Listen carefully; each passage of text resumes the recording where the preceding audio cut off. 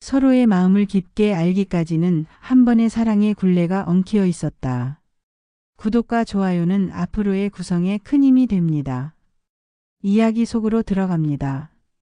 나는 49살, 결혼한 지 27해가 흘렀다. 두 아이는 이미 다 자라 대학과 사회로 나가 있었고 집은 여전히 그대로였지만 그 안의 공기는 달라져 있었다. 아니, 달라진 것은 공기가 아니라 나 자신이었다. 나는 언제부턴가 남편의 아내도 아이들의 엄마도 아닌 그저 집 안을 지키는 그림자 같은 존재가 되어 있었다. 아침마다 같은 풍경이 반복됐다. 남편은 서둘러 넥타이를 매고 나는 식탁 위에 국을 올려두며 도시락을 챙겼다. 잘 다녀와요. 라는 내 인사에 그는 늘 그렇듯 고개만 끄덕이며 현관문을 나섰다. 따뜻한 말 한마디, 눈길 한 번은 없었다. 텔레비전 소리와 신문 넘기는 소리만이 우리 사이를 채우고 있었다. 아이들이 어릴 적에는 달랐다. 작은 장난에도 함께 웃었고 남편은 아이들을 안아들며 행복해했다. 그때의 나는 살아있음을 느꼈다. 하지만 세월이 흐르면서 아이들은 제갈 길을 갔고 집은 고요해졌다. 고요함은 처음엔 평화로웠으나 곧 메마른 사막처럼 변해 나를 삼켜버렸다. 거울 앞에 서면 낯선 얼굴이 나를 바라봤다. 주름이 늘고 눈가가 처졌지만 나는 여전히 여자로서의 무언가를 지니고 있다고 믿고 싶었다. 나는 아직 사라지지 않았다. 스스로 그렇게 중얼거리곤 했지만 남편의 무심한 뒷모습을 보는 순간 그 믿음은 한순간에 무너졌다. 그런 나날이 이어지던 어느 날 남편의 회사 후배 정우가 집을 찾았다. 그는 남편과 15년 넘게 함께 일해온 동료였고 가족 모임 자리에도 몇 번 함께했던 사람이었다. 반듯하고 성실한 인상, 늘 정중한 태도로 나에게도 믿음직한 후배 같은 존재였다. 남편은 출장 중이었고 정우는 급히 필요한 서류를 찾으러 왔다. 현관문을 열었을 때 보인 그의 모습은 예전보다 조금 달라져 있었다. 꾸준한 운동 덕분인지 어깨가 넓어지고 눈빛이 또렷했다. 그는 미소를 지으며 인사를 건넸다. 오랜만이네요, 누님. 불편하셨죠? 갑자기 찾아와서. 나는 서류를 내밀며 웃어 보였다. 괜찮아요. 들어와요. 차라도 한잔하고 가요. 거실에 앉아 이런저런 이야기를 나누는 동안 나는 이상하게도 편안함을 느꼈다. 남편과는 나누지 못하는 사소한 대화들, 일상의 소소한 이야기가 그와는 자연스러웠다. 그런데 그보다 더 낯설었던 것은 그의 눈빛이었다. 서류를 넘겨받으며 스친 순간 그 시선 속에는 단순한 존중이 아닌 더 따뜻한 감정이 담겨 있었다. 순간 나는 놀라 시선을 피했다. 내가 괜한 착각을 하는 걸까? 아니면 가슴이 두근거렸다. 오랫동안 잊고 있던 감각이었다. 그는 집을 나서며 말했다. 누님 늘 고우세요. 예전보다 더 그러신 것 같습니다. 그 말은 짧았지만 내 안에 깊이 파고들었다. 남편에게선 수십 년간 듣지 못했던 말이었다. 나는 아무 대답도 하지 못한 채 멍하니 서 있었다. 그날 밤 빈 침대에 누워 천장을 바라보며 생각했다. 나는 왜 이렇게 흔들리는 걸까? 단순한 칭찬일 뿐인데 왜 이렇게 마음이 요동치는 걸까? 며칠 후 정우에게서 연락이 왔다. 그날 고마웠습니다. 혹시 시간 괜찮으시면 제가 차 한 잔 대접하고 싶습니다. 나는 망설였다. 그러나 입술 사이로 나온 대답은 뜻밖에도 가벼웠다. 그래요. 시간 되면 봐요. 그와의 만남은 단순한 차 한 잔에서 시작됐다. 늦은 오후 햇살이 스며드는 창가 자리, 우리는 마주 앉아 있었다. 카페 안을 가득 메운 잔잔한 음악과 커피 향이 오래 잊고 있던 설렘을 불러왔다. 정우는 내 말 하나하나에 귀 기울였고 나는 오랫동안 누군가에게 이렇게 진지하게 들어본 적이 없다는 것을 깨달았다. 남편에게는 이미 사라져버린 태도였다. 누님, 요즘 많이 외로우시죠? 그의 물음은 조심스럽지만 직설적이었다. 순간 나는 당황해 눈을 피했다. 그러나 곧 고개를 끄덕였다. 부정할 수 없었기 때문이다. 괜찮아요. 다 그런 거죠 뭐. 내 목소리는 담담했지만 스스로도 공허하게 들렸다. 정우는 잠시 나를 바라보다가 낮은 목소리로 말했다. 누님은 혼자가 아니에요. 제가 있잖아요. 그 말은 단순한 위로였을지도 모른다. 그러나 내 안에 텅 빈 공간을 파고드는 데는 충분했다. 가슴 깊은 곳이 울컥하며 흔들렸다. 나는 고개를 돌려 창밖을 바라보았다. 봄 햇살이 길 위에 부서지고 있었고 사람들은 분주하게 오가고 있었다. 그러나 그 순간 내 안에서는 모든 것이 멈춰버린 듯 했다. 그날 이후 우리는 자주 만났다. 카페에서 차를 마시고 공원 벤치에 나란히 앉아 대화를 나누었다. 그와 함께 있는 순간만큼은 오랫동안 잊고 살던 웃음이 다시 내 안에서 피어났다. 작은 농담에도 진심으로 웃어주는 사람, 내가 하는 하찮은 말에도 고개를 끄덕이며 들어주는 사람. 남편과의 대화에서는 이미 오래전 사라져버린 모습이었다. 처음에는 나 스스로를 합리화했다. 이건 단순한 대화일 뿐이야. 오랜만에 만난 지인의 친절함을 조금 크게 느끼는 것뿐이야. 그러나 시간이 지날수록 내 변명은 힘을 잃었다. 집으로 돌아오는 길마다 나는 무의식적으로 휴대폰을 확인하며 그의 메시지를 기다리고 있었다. 오늘은 어떤 하루였어요? 밥은 드셨어요? 혼자 계시면 끼니 거르실까봐 걱정돼요. 사소한 안부 메시지조차 내 마음을 흔들었다. 남편에게서는 더 이상 들을 수 없는 말들이었기에 더욱 그랬다. 거울 앞에 서면 나는 변해가고 있었다.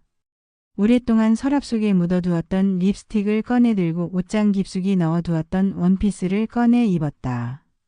남편 앞에서는 신경 쓰지 않았던 것들을 정우와의 만남을 앞두고는 하나하나 세심히 준비했다. 오늘은 무슨 향수세요? 은은하고 참 잘 어울리십니다. 그의 말에 나는 부끄럽게 웃으며 대답했다. 오래된 거예요. 그냥 집에 있던 걸로 뿌려봤을 뿐이에요. 아닙니다. 누님이 하셔서 그런지 더 특별하게 느껴집니다. 그 순간 나는 다시 살아있음을 느꼈다. 하지만 동시에 가슴 한편이 무겁게 내려앉았다. 나는 지금 어디로 가고 있는 걸까? 되돌릴 수 없는 길을 걷고 있는 건 아닐까? 밤이면 죄책감이 몰려왔다. 남편이 무심히 TV를 보며 신문을 넘기는 그 옆자리에 앉아 있어도 내 머릿속에는 정우의 웃음과 목소리가 떠올랐다. 옆에 있는 사람과 머릿속에 있는 사람이 다르다는 사실이 나를 더 괴롭혔다. 어느 날 정우가 물었다. 누님, 혹시 저 때문에 힘드신 건 아니죠? 나는 고개를 숙인 채 한참을 망설이다가 겨우 대답했다. 정우 씨랑 있으면 그냥 마음이 편해요. 그게 문제일까요? 그는 잠시 말없이 내 얼굴을 바라보았다. 그리고 조심스럽게 내 손등 위에 손을 얹었다. 순간 심장이 터질 듯 뛰었지만 나는 그 손을 뿌리치지 못했다. 오히려 그 온기에 기대고 있는 나 자신을 발견했다. 이제는 되돌아갈 수 없을지도 모른다. 며칠 뒤 그는 드라이브를 제안했다. 남편이 출장 중이던 주말 우리는 인적 드문 바닷가로 향했다. 바람이 머리칼을 스치고 파도가 부서지는 소리가 귓가를 울렸다. 정우는 내 사진을 찍어주며 말했다.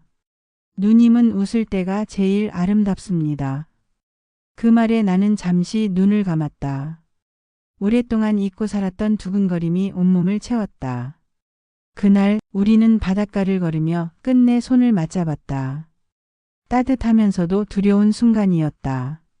집으로 돌아오는 길 내 마음은 갈라졌다. 한쪽에서는 죄책감이 나를 짓눌렀고 다른 한쪽에서는 다시 여자로 살아있다는 황홀감이 나를 흔들었다. 남편 옆에 앉아 있어도 나는 투명인간 같았다. 그런데 정우 옆에서는 내가 살아있음을 온몸으로 느낄 수 있었다.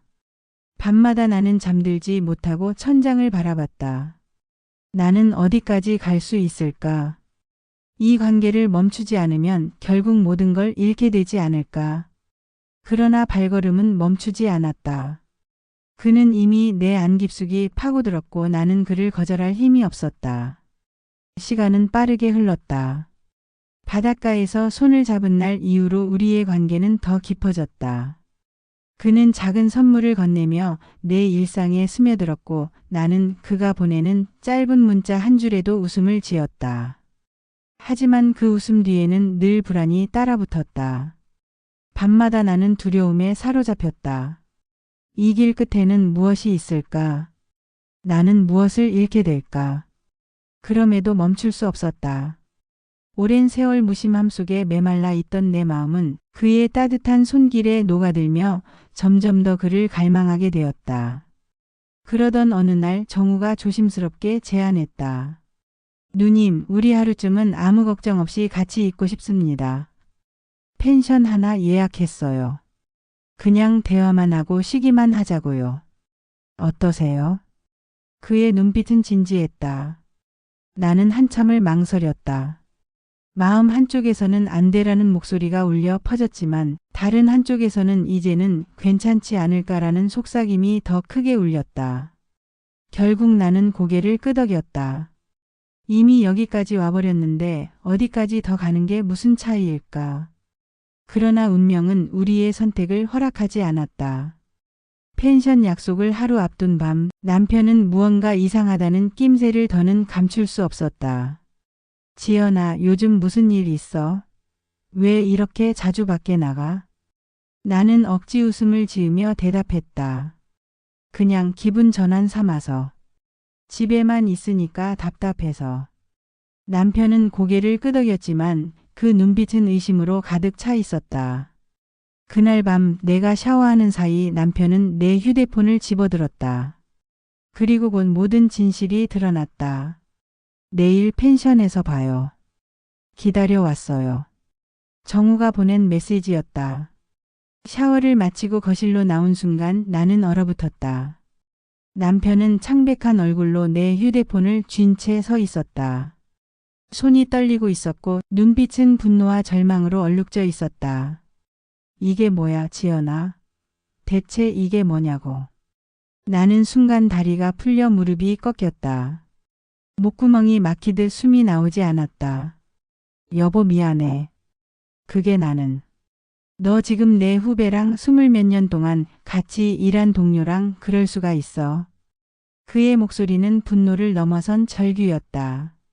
집안이 무너져 내리는 것 같았다. 나는 눈물을 흘리며 무릎을 꿇었다. 잘못했어, 정말 잘못했어. 순간의 잘못이었어. 다시는 안 그럴게, 제발. 하지만 남편의 얼굴은 돌처럼 굳어 있었다. 27년 동안 같이 살았는데 고작 이런 결말이냐. 내가 그동안 너한테 뭘 못해줬다고. 그날 밤 남편은 방을 박차고 나갔다. 문이 쾅 닫히는 소리가 온몸을 흔들었다. 아이들이 전화를 걸어왔지만 나는 받지 못했다. 눈물이 쏟아져 앞이 보이지 않았다. 며칠 동안 남편은 집에 들어오지 않았다. 결국 돌아왔을 때에도 그는 서재에만 틀어박혔다. 대화는 없었고 차가운 침묵만이 우리 사이를 메웠다. 정우는 그 후로 자취를 감췄다. 아무 연락도 아무 흔적도 남기지 않았다. 마치 세상에서 사라진 사람처럼. 나는 그제야 깨달았다. 모든 걸 잃고도 내가 붙잡은 것은 아무것도 없다는 사실을. 며칠 뒤 남편은 차갑게 말했다. 지연아, 이혼하자. 더 이상은 못 살겠다. 나는 무릎을 꿇고 울부짖었다. 여보, 제발 아이들 생각 좀 해줘. 나도 잘못한 거 알아. 정말 미안해. 한 번만 기회를 줘. 그의 눈가가 잠시 흔들렸지만 곧 단호해졌다. 믿음이 깨졌어. 그건 다시 돌아오지 않아. 그 말은 칼날처럼 내 가슴을 파고들었다. 우리 27회의 시간, 아이들과 함께한 추억, 수많은 저녁 식탁의 순간들이 한순간에 무너져 내렸다. 그날 이후 며칠 동안 나는 눈을 제대로 감지 못했다. 새벽마다 식탁 의자에 등을 기대고 앉아 있다가 어느 순간 고개가 툭 떨어지면 꿈인지 현실인지 모를 장면들이 스쳐 지나갔다. 남편이 문을 닫고 나가던 밤, 정우가 끝내 한 번도 전화를 주지 않았던 며칠, 아이들이 아무것도 모른 채 엄마, 괜찮지? 라고 물어오던 목소리. 그 모든 것이 뒤엉켜 어디서부터 잘못됐는지 가늠할 수 없게 만들었다. 나는 장롱 속에서 몇 년 전 가족 여행 때 찍은 사진을 꺼내 들었다. 바닷가에서 셋이서 깔깔대며 찍었던 사진 속에 우리는 반짝거렸다. 나는 그때의 웃음이 연기였는지 아니면 지금의 울음이 진짜인지 스스로에게 묻다가 조용히 사진을 다시 집어넣었다. 남편은 닷새째 되는 날 저녁에 집으로 돌아왔다. 부엌 문틀에 기대어 서 있는 그의 표정은 피곤과 분노가 엉겨붙어 낯빛을 더 어둡게 만들었다. 나는 그 앞에서 더는 무릎을 꿇을 힘도 변명할 말도 없었다. 주전자에서 김이 슬그머니 올라오다가 사그라드는 소리가 유일한 시간의 증거처럼 들렸다. 그는 마침내 입을 열었다. 지연아, 아이들 생각하면 나도 이렇게 단칼에 끝내고 싶지는 않아. 그렇다고 아무 일도 없었던 것처럼 돌아가기도 힘들어. 상담 받아보자. 마지막으로. 나는 그 말을 기다리고 있었던 사람처럼, 아니 그 말에 내 마지막 체온이 매달려 있던 사람처럼 고개를 크게 끄덕였다. 고맙다는 말이 목끝에서 방울져 떨어졌고 그 방울이 바닥에 닿기 전 이미 눈물이 먼저 흘렀다. 첫 상담은 어색하고 차가웠다. 밝지도 어둡지도 않은 조명의 방, 오랜 시간 사람들의 말을 들어준 탓인지 편안해 보이는 소파, 가운데 작은 탁자. 우리는 서로 몸을 약간 틀어 상대를 정면으로 보지 않으려 애쓰듯 앉았다. 상담사는 담백한 목소리로 시작했다. 두 분이 여기까지 오기까지 많은 일이 있었다고 들었습니다. 오늘은 사건을 재현하기보다 각자 마음속에서 벌어진 일에 관해 이야기해 보려고 합니다. 누구부터 시작할까요? 남편은 시선을 피했고 나는 더 이상 숨길 수 없다는 듯 숨을 깊게 들이쉬었다. 입을 여는 순간 목이 울컥 막혔다. 그러나 멈추지 않기로 했다. 저는 사라지는 느낌이었어요. 아내로서도 한 사람으로서도. 아이들이 곁에 있을 땐 그 역할이 있었는데 아이들이 떠난 뒤 집은 너무 조용해졌고 제 목소리는 벽에 닿으면 고요에 묻히고 제 눈빛은 거울 앞에서만 반사되더라고요. 그래서 정말 어리석게도 누군가가 제 말을 귀 기울여 들어줄 때 저는 그게 제 존재라는 착각을 했어요. 죄예요. 변명할 수 없는. 남편의 손등이 미세하게 떨렸다. 상담사가 남편을 향해 고개를 기울였다. 들으시면서 무슨 생각이 드세요? 남편은 한참이나 말이 없었다. 손톱으로 손바닥을 긁는 소리가 아주 작은 톱질처럼 들리다가 그가 낮게 말했다. 나는 화가 났습니다. 배신감도 컸고요. 하지만 지금 아내 말을 들으니 그동안 내가 아내를 사람으로 보지 않고 역할로만 본 게 아닌가 싶기도 해요. 아이들 엄마 집안일을 책임지는 사람. 그러다 보니 말을 들어주기보다 됐어. 나중에로 넘기고 고마워라는 말 대신 당연하다고 생각하고 그게 내 잘못이라는 걸 이제 인정합니다. 그의 마지막 한 문장은 내 귓가에서 오래 머물렀다. 인정합니다. 그건 우리 사이에 처음으로 놓인 다리 같았다. 상담사는 조용히 고개를 끄덕였다.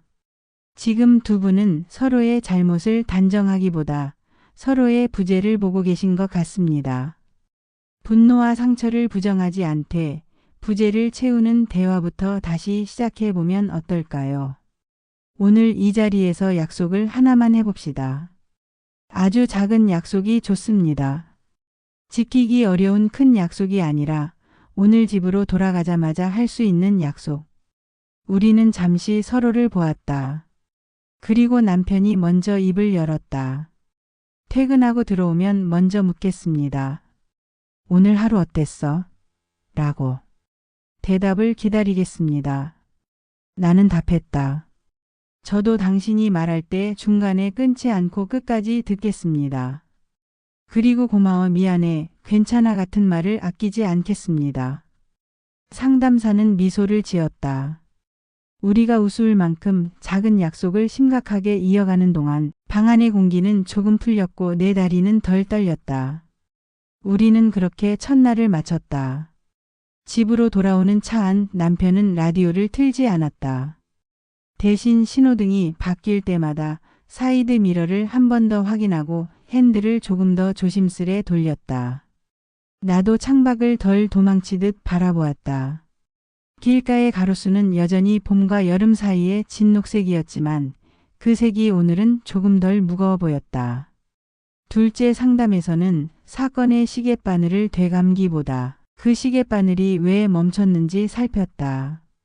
우리가 서로에게서 구하고 싶었던 것과 실제로 내밀었던 것이 얼마나 달랐는지, 우리가 하지 못한 질문과 듣지 못한 대답들이 어디에 쌓여 있었는지. 상담사는 묻고 또 물었다. 지연님, 당신이 바랐던 말 한마디는 무엇이었을까요? 나는 오래 망설이다 작은 목소리로 말했다. 당신 없이는 하루가 비어 보였다고, 내 자리에서 나는 소중했다고. 그런 말 아주 유치해 보여서 내 입으로 꺼낼 수 없었던 말들. 남편이 고개를 숙였다. 그리고 내 쪽으로 살짝 몸을 틀었다. 그 말을 오늘 하겠습니다. 당신이 없으면 집은 비어 보였습니다. 하지만 나는 그 빈자리를 깨닫지 못하고 회사 일로 채웠습니다. 미안합니다. 그 말이 바람처럼 가볍게 흘러갈 줄 알았는데 의외로 묵직하게 내 심장 위에 내려앉았다. 나는 손등으로 눈가를 문질렀다. 상담사는 고개를 끄덕이며 우리에게 숙제를 냈다. 다음 주까지 서로에게 편지를 써오세요. 소리내어 말하면 부끄러운 문장도 종이 위에서는 가능해집니다. 감정 대신 감각을 많이 쓰면 좋아요. 냄새, 빛, 온도, 촉감 같은 것들. 그날 밤 나는 부엌등을 반쯤만 켜두고 자리에 앉았다. 종이 위에 펜을 올리고 한참이나 가만히 있었다. 그러다 손이 움직이기 시작했다. 결혼식 날 입었던 드레스의 무게감, 신혼집 창문 밖으로 들어오던 가을빛, 첫 아이를 낳던 겨울병실 냄새, 둘째가 밤에 열이 올랐을 때 남편이 내 등을 두드리던 손의 온기, 여름 장마철 빨래가 잘 마르지 않아 집 안가득 퍼지던 눅눅한 섬유 유연제 향, 아이들이 떠난 뒤 소파가 내 몸을 받아주는 소리. 나는 그 모든 감각을 종이에 눌러 담았다. 그 감각들 끝에서 나는 결국 썼다. 나는 사라지고 싶지 않았다. 당신의 하루에서, 당신의 눈에서, 당신의 말 속에서. 다음 상담에서 우리는 서로의 편지를 읽었다. 남편의 글씨는 여전히 반듯했고 문장은 예전보다 더 단정했다. 그런데 단정한 문장 사이사이에 나는 그가 애써 눌러온 감정의 자국을 보았다. 사무실 형광등 아래에서는 시간이 돌처럼 굳어가는데 집에 돌아오면 거실 공기가 너무 조용해서 오히려 더 피곤해졌다. 그래서 말수가 줄었다. 그게 당신을 더 외롭게 만들었다. 나는 외로움을 모른 척하는 법을 잘 배웠고 당신은 외로움을 말하는 법을 잊었다. 그래서 우리는 같은 방에서 서로 다른 계절을 살았다. 나는 그 구절을 여러 번 읽었다. 같은 방에서 서로 다른 계절. 그 말은 우리 둘 다에게 필요한 문장이었다. 아이들에게 사실을 말해야 하는 순간은 우리가 충분히 숨을 고른 뒤에 찾아왔다. 식탁 위에 국과 반찬을 놓고 남편과 나란히 앉았다. 딸이 먼저 눈치를 챘다. 엄마, 아빠 무슨 일 있어? 요즘 분위기가 좀 이상했어. 나는 남편을 보았다. 남편이 고개를 끄덕였고 나는 숨을 고르고 아주 짧게 그러나 숨김없이 말했다. 잘못된 선택을 했고 아빠와 엄마는 상담을 받으며 아직 포기하지 않기로 했다고, 너희에게 미안하다고, 상처를 빨리 봉합하겠다는 약속은 못하지만 정직하게 치유하려고 노력하겠다고. 딸아이의 눈가가 물기를 머금었고 아들은 한동안 손톱을 뜯더니 작은 목소리로 물었다. 엄마, 아빠, 우리 무너지는 거야? 아니면 다시 세우는 거야? 남편이 조용히 대답했다. 다시 세우려고 한다. 아주 천천히. 너희가 지켜봐 줄 수 있겠니? 아이들은 고개를 끄덕였다. 아들은 식탁 가운데 놓인 젓가락을 정렬하며 말했다. 그럼 우리도 역할이 있네. 억지로 웃기보다 서로 말할 때 핸드폰 내려놓기. 밥 먹을 땐 하루 한 가지씩만 서로한테 물어보기. 이상 아들 제안. 우리는 웃었고 그 웃음은 억지와 진심의 경계에서 막 피어난 풋내처럼 어색하지만 좋았다. 생활은 조금씩 달라졌다. 남편은 퇴근 후 오늘 하루 어땠어? 라고 물었고 나는 질문을 핑계로 내 하루를 작게 펼쳐 보였다. 오늘은 장 보러 갔는데 복도 끝에서 할머니가 아기 카트를 밀고 있더라. 손주를 봐주나 봐. 그 모습을 보는데 이상하게 마음이 따뜻해졌어. 그러면 남편은 고개를 끄덕이며 다시 물었다. 그 따뜻함 어디에 남겨두고 싶어? 나는 대답했다. 거실 창문 옆 관엽식물 화분 위에. 물 줄 때마다 그때 그 장면도 같이 떠오르도록. 우리는 집안의 사소한 것들을 바꿨다. 오래된 브라운색 커튼을 밝은 아이보리로 바꾸고 소파 쿠션 커버를 계절마다 다른 색으로 갈아 끼웠다. 식탁 위에는 늘 작은 화병을 놓았다. 꽃값이 아깝다는 생각이 들 때면 나는 그날 하루에 가장 좋았던 장면을 남편에게 말했고 남편은 그 장면에 어울리는 색의 꽃을 사왔다. 장면이 쌓이고 색이 쌓이자 집의 공기도 조금씩 다르게 숨쉬었다. 정우는 끝내 나타나지 않았다. 나는 어느 날 그의 번호를 길게 눌러 삭제했다. 삭제 버튼을 누르는 순간 손끝이 조금 떨렸지만 떨림은 오래가지 않았다. 그에게 느꼈던 감사와 미련까지 모두 지우겠다는 다짐은 하지 않았다. 다만 그것들을 더 이상 내 오늘의 호흡으로 쓰지 않겠다고 마음먹었다. 누군가를 지운다는 건 기억을 부정하는 게 아니라 그 기억이 내 현재를 지배하지 않도록 한 발 뒤로 물러세우는 일이라는 걸 나는 조금 늦게 배웠다. 여름이 지나 초가을이 왔을 때 상담사는 우리에게 마지막 질문을 던졌다. 이제 두 분이 서로에게 하고 싶은 말이 있다면 무엇일까요? 오늘은 짧지 않아도 됩니다. 남편이 먼저 말했다. 나는 당신을 사람으로 보겠습니다. 역할 말고 당신이라는 사람으로. 내 피곤을 핑계로 당신의 외로움을 모른 척하지 않겠습니다. 그리고 고맙다, 미안하다, 보고 싶었다는 말을 아끼지 않겠습니다. 그게 아직 서툴러도 계속하겠습니다. 나는 천천히 숨을 들이마시고 내뱉었다. 나는 당신에게 숨기지 않겠습니다. 외롭다고 느낄 때, 사라지는 것 같을 때, 서운하거나 화가 날 때 말하겠습니다. 당신이 내 말을 끝까지 들어줄 거라는 믿음을 조금씩 키워보겠습니다. 그리고 우리 집을 다시 살아있는 집으로 만들겠습니다. 너와 내가 우리가 사는 집으로. 상담사는 고개를 끄덕였다. 충분합니다. 상처가 아물었다는 뜻은 아닙니다. 다만 두 분이 상처를 보지 않을 이유를 만들기보다 상처를 보겠다고 선택했다는 뜻입니다. 그 선택이 두 분의 관계를 앞으로 천천히 밀어줄 겁니다. 집으로 돌아오는 길 남편이 느닷없이 차를 공원 근처에 세웠다. 하늘은 구름 한 점 없이 맑았고 바람이 잎사귀를 스쳐 지나며 작은 은빛을 깔았다.